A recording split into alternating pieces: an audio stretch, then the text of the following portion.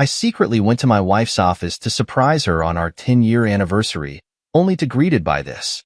Unthinkable. With the rain we have had, we have crazy hours trying to make up time that we missed. So I work 12 hours on the days it's nice, sometimes a little longer. If it's raining when I get up, I don't go in. Some days we get sent home when it starts, too dangerous. I usually hit the gym for an hour or two. Thursday we start at 6 a.m. Mid-morning starts to rain hard. We go home. I go to the gym as usual. I cut the workout short and head downtown to see my wife Megan to give her flowers and make plans for dinner that night if possible. We really haven't seen much of each other this week. I went to bed around 9 p.m. She wasn't home. Called me earlier. She's working late. Not unusual for the past month. I stopped and got some flowers and went into her building about 12:30. Nicole was at the receptionist desk. I told her I got here later than I wanted and asked if she could put the flowers on Megan's desk. She said, "I don't think they went to lunch yet. Why not drop them off yourself?" She buzzed the door to get back to the offices. The place was deserted. I went to her office. The door was closed. I always walk in unless the receptionist tells me she's in a meeting. I walk in and some guy is standing behind her, nuzzling her neck. She's reaching back over his head. She's giggling only as she can, saying, "We gotta get this done." I am gut punched. I slammed the flowers down and said, "Happy anniversary," and walked out. I didn't hear what she said. Nicole said goodbye and left. Made it to the elevators and out the building. Then my phone started ringing. I boiled my eyes out all the way home.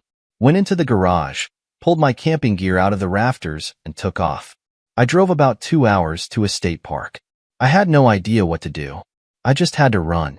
I hiked a trail we've been on in the past, about a 3-hour hike. I don't drink much, so I had no booze. I just sat there thinking. Looking back, I am glad I was in a rush. Normali, I bringa 45 cal. With me camping, we have black bears, which generally scare off, but get aggressive if hungry or cubs are around. The way I was feeling, I might have eaten the barrel that night. My phone was blowing up for Megan, so I had turned it off.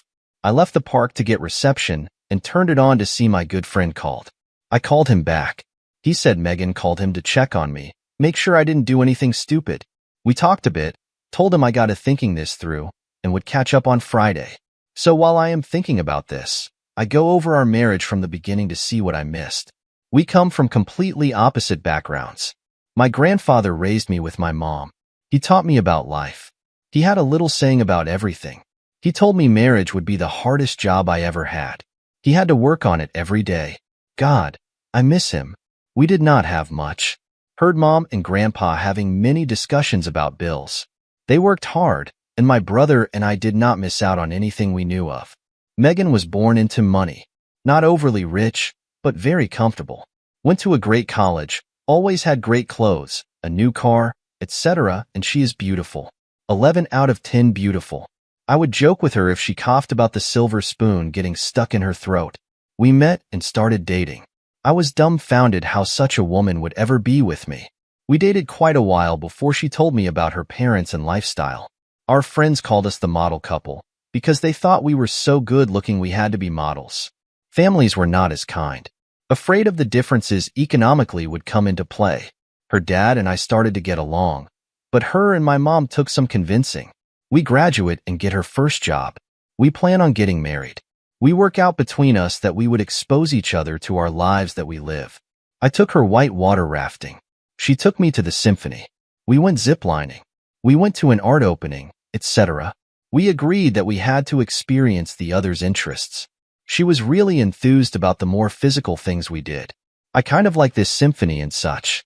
I own 2 tuxedos now. I look back and do not see any red flags. Her first 2 jobs she quit because the men all tried to get in her pants. She was paraded out in front for photo ops. Invited a conference as when other newbies were not. At dinner at a conference, a partner tried to get her drunk, then tried to force himself into her room that night. She quit. The next job, the same thing. Quit again. This 3rd job has women as some of the partners, and none of that BS is in her workplace. She seems very happy. We seem very happy. So now, Friday, I am home. I called her. Asked where she was. Back at work.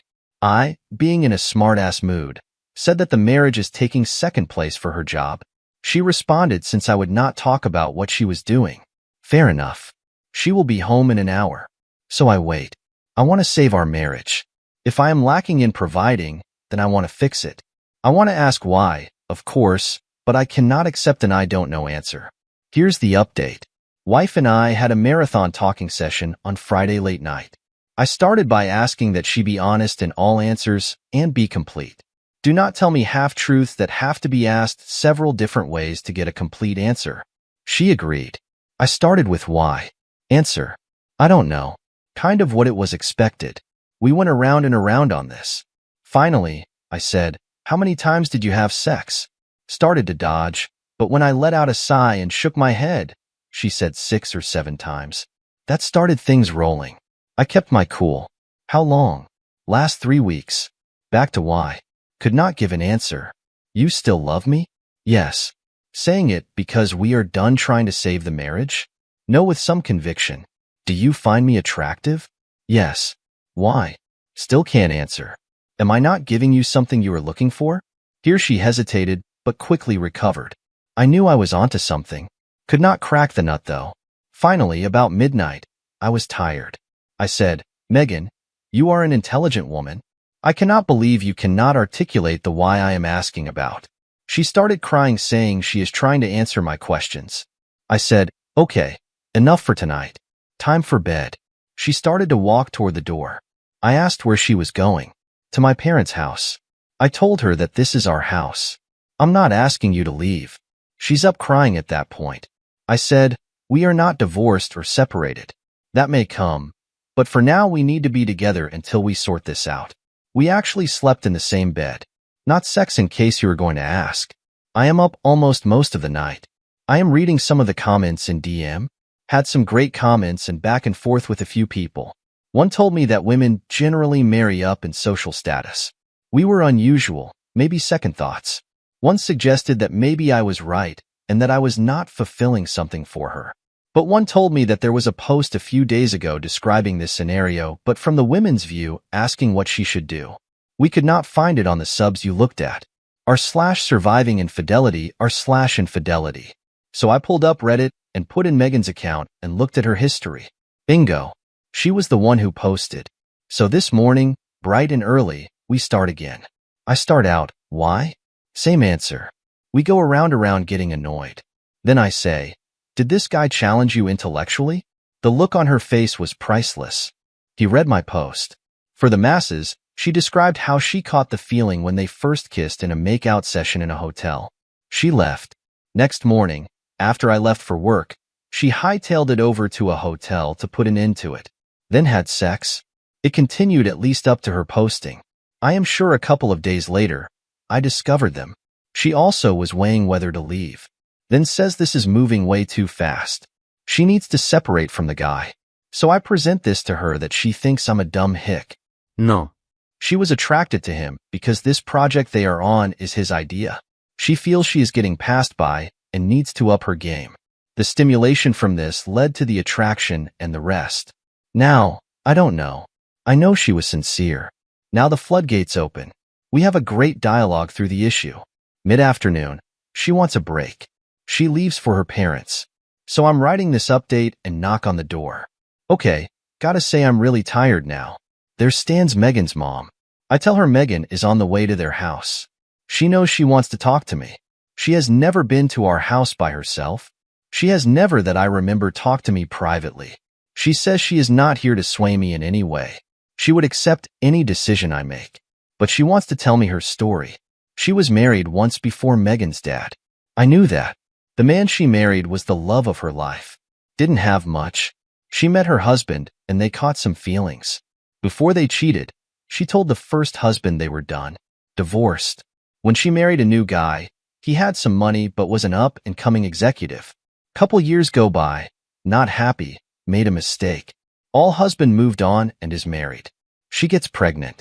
As Megan goes into depression, was actually institutionalized.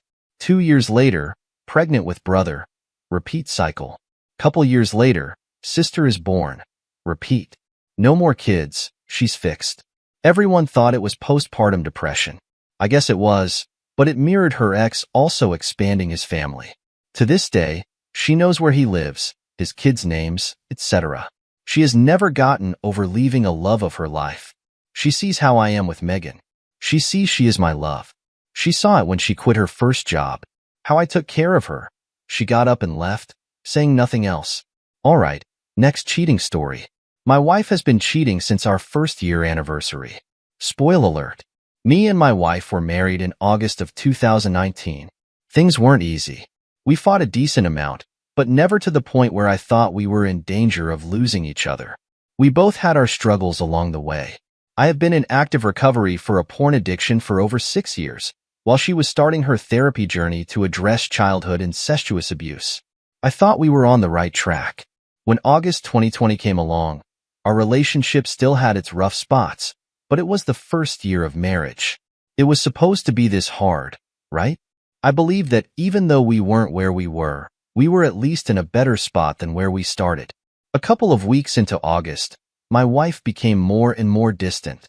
She spent more and more time with her male friends from work.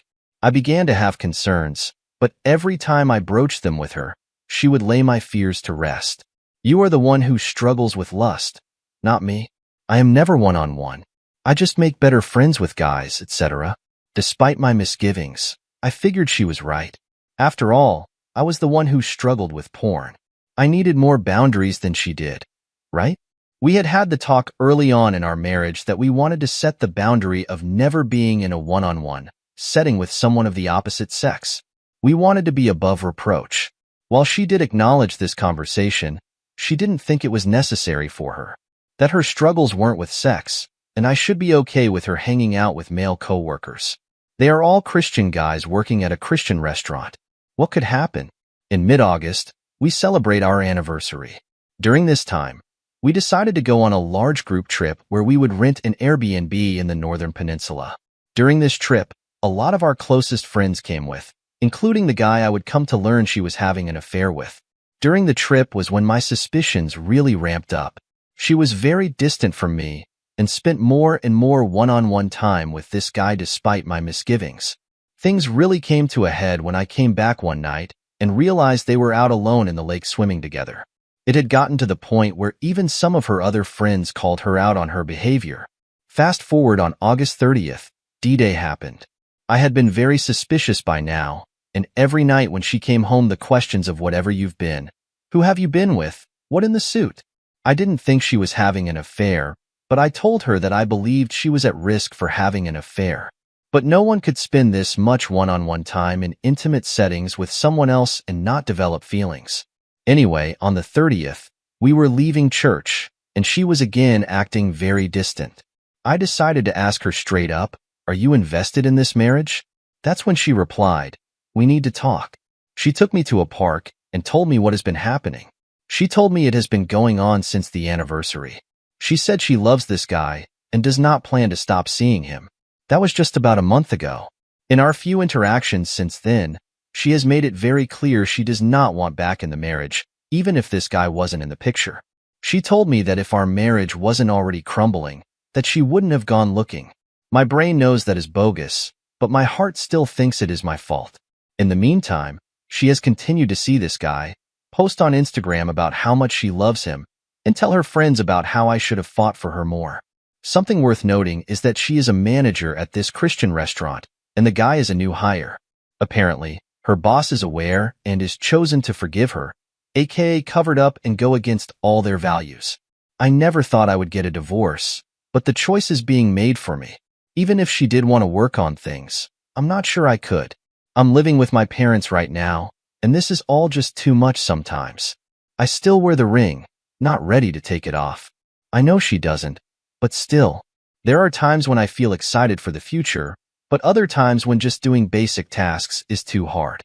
I can't sleep, too many graphic dreams, and I'm just trying to get by. I do have things to keep me busy, and I do have a new job starting in October, which will be helpful, but that is where I'm at. I've found it difficult to find people who can relate. I am thankful for this community. And here's our first update. Going to see a lawyer on Tuesday says it should be a simple process from a logistical standpoint at least. I've gone back to seeing my therapist once a week. She is a counselor who is Christian, but not a Christian counselor, aka doesn't answer everything with just pray about it, or God works in mysterious ways, or any of that BS. We'll bring that stuff into the session if I ask him to, but not uninvited. The restaurant she works at is Chick-fil-A. She always talked about how their Christian values set them apart from other places. And here's the next update. I don't know what the proper format is for posting updates, so someone feel free to correct me if I'm doing it wrong. I found out that she has been telling people that the reason we are separated is because I was abusive. I talked with my lawyer, and he said the only way that would hurt is if she filed for a PPO. And the only way she could do that is if she had concrete evidence. That means no going to her work, contacting her, etc. Yesterday, I got the ring back, which was really difficult. My lawyer will send her documents to sign, and if she doesn't contest anything, we can move forward with scheduling a hearing, which is about a 2-month waiting period. And another update. 30 days till court hearing. A little bit of context. She had locked herself out of the apartment. We are separated living in different places, but she texted asking for my key to get in. She said she was using the landlord's copy, needed mine. I haven't given it back. One last little foo, I suppose. Or maybe that is the last thing I'm holding on to. Like if I'm surrendering that, I'm surrendering the relationship. She's paranoid by her own admission, terrified I'll break into the house. She told me she was buying a gun. I've never been violent with her, never laid a hand on her, and I've assured her numerous times that I wouldn't resort to violence. That being said, the idea of her being afraid, albeit misplaced fear, feels good. Knowing that she knows I have access to her house if I really wanted to, that I still have a way in. I'm choosing to hold on to that, to nurse that. Maybe I just don't want to let her go all the way. Maybe I still love her. I know that's wrong, but I felt so powerless the entire relationship. So yeah, that's where I'm at. The more I think about it, look into it, the more effed up I realize it is. Today's journal was longer than normal. With the hearing coming up, even though I know she is a narcissist and this is the best move, it's still hard and hitting me. Here we are, friends. Didn't edit it or try to organize my thoughts, but this is where I am at today. 11/17/2020. These are the days when it is the worst. When I'm at work and there is literally nothing to do but research and file. The time I have to think. These are the times when I would normally text my wife. Text her telling her how bored I was. Casual crap. What's up to? How's work? Anything new? Blah blah blah. I miss that. The regular stuff. The day-to-day stuff. I forgot how lonely it is to be single. There, I said it. I'm single. 31 days until the court date, and I'm scared. I am really freaking scared. Talk to Scott about the key. Explain that all behavior has a function. This is the only thing I have control over. It makes sense. I never had control during the marriage. I don't have control during the divorce. Handing over the key is giving it up. 100% giving up. I don't want to go home. I don't want to go to work. I'm struggling. Really struggling. Having trouble finding something to look forward to. I don't know if I'll come back from this. Scott told me to reclaim my past. Reclaim my reality. Not wait for someone else to validate my experience. That's really the reason I'm writing the letter. To get acknowledgement from her. For her to give me permission to have my reality. I don't let myself have it if it can't be justified or validated by someone else. I'm on a roller coaster. I'm in a glass box of emotion. I'm insane. The silence, as long as something is going on at every moment of the day, then the pain is manageable. I'm not busy. I'm with my thoughts. With my brain. I hate my brain. I feel between a rock and a hard place. I've begun to really dig into the research. Right now, I have over 26 peer-reviewed articles related to narcissism, childhood sexual abuse, and its relation to infidelity. Attachment styles and infidelity, infidelity in the first year of marriage, sexual abuse leading to narcissism, narcissism and infidelity, long-term impact of betrayal trauma, characteristics of cheaters, archetypal hypocrites, characteristics of people most likely to be cheated on, etc. Maybe one day I'll make sense of this. Maybe this will be the biggest freaking research paper I've ever done. Maybe I will be able to conclusively come away from this experience and say, this is why it happened. I'm going to try and perform an autopsy on the corpse that is our marriage. I won't lie, My intention is to definitely point out her fault, to unequivocally convince the jury of my innocence and her role in disintegrating our marriage. I'm heated.